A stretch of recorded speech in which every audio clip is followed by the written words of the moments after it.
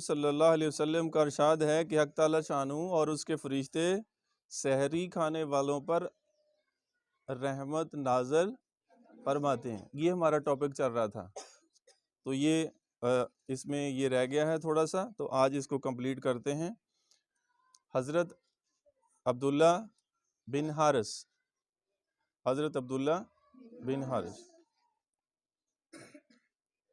اب ان سے مجھے وہ ایک اور واقعہ یاد آ گیا کہ اپنے ماں کی اتنی زیادہ خدمت کرتے تھے۔ حضور پاک صلی اللہ علیہ وسلم جب معراج پہ جاتے ہیں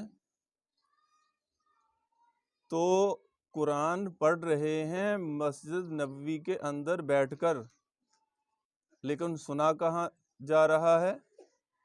جنت میں۔ سوچیں اس بات کو، حضور پاک صلی اللہ علیہ وسلم معراج پہ گئے، جب اللہ نے اپنے پاس بلایا تو جنت کی سیر کروائی۔